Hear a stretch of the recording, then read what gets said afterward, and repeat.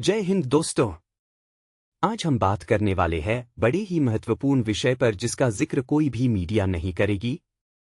भारत के सबसे अमीर राज्य महाराष्ट्र में क्या पैसे की कमी के कारण बंद की जा रही है कुछ योजनाएं, जिसमें शामिल मुख्यमंत्री तीर्थ दर्शन योजना और शिव भोजन योजना है।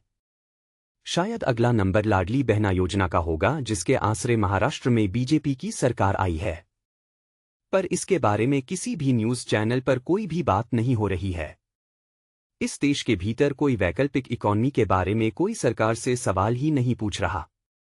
अगर सरकार से कोई सवाल नहीं करेगा तो ये सवाल उठाएगा कौन? और कोई नहीं उठाएगा तो हम सब अपने अपने दायरे में सिमटकर रह जाएंगे। ये परिस्थिति पहली बार इस देश में इस चकाचौंध वाली सरकार की मौजूदगी में आई हुई है, जिसके भरोसे हम भारत को दुनिया की तीसरी इकॉनमी बनने का सपना देख रहे हैं और विकसित भारत का सपना देख रहे हैं। पर भारत के जिस मिडिल क्लास के आसरे ये सब होना है, वो तबका ही अब धीरे धीरे गायब हो चुका है। क्यों? पिछले 5 बरस में इस देश के टॉप 100 से 200 कॉर्पोरेट कंपनियों का नेटवर्थ बहुत ज्यादा बढ़ा है, जिसका कोई योगदान भारत में समाज सेवा के भीतर नहीं है। तो आप चकित रह जाएंगे कि ये कैसी इकॉनमी है जिसका वास्ता आम लोगों से है ही नहीं। ये कैसी परिस्थिति है जो इस देश के भीतर आ चुकी है।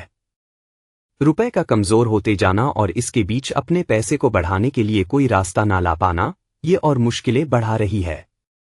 इसीलिए अपनी ही जमा पूंजी को लेकर आप सावध हो जाइए।